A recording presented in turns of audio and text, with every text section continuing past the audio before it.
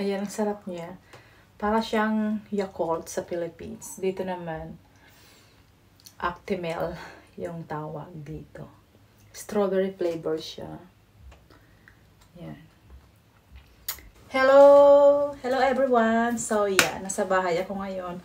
Bali, next week pa yung balik ko sa work. Kaya, ayan, sa bahay lang muna. Ang gagawin ko ngayon is mag-tutupik ng mga nilabhan ko kahapon. So yeah, ayun. Talib muna ako ng buhok. Bala. Una, yung mga pantalon. Oh, wow. Parang gusto ko yung mga pants. Kaso, ayaw ko mamlansya ngayon. Ay, yung mga pants namin.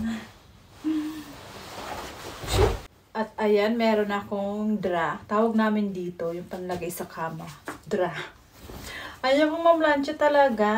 Ayan. Okay lang yan, kahit hindi na... Kahit huwag nang plansyahin kasi nasa bed lang naman, no? Diba? Chum!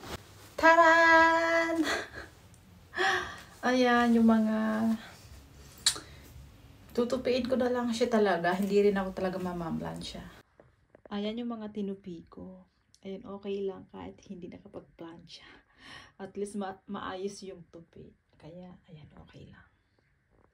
Yes!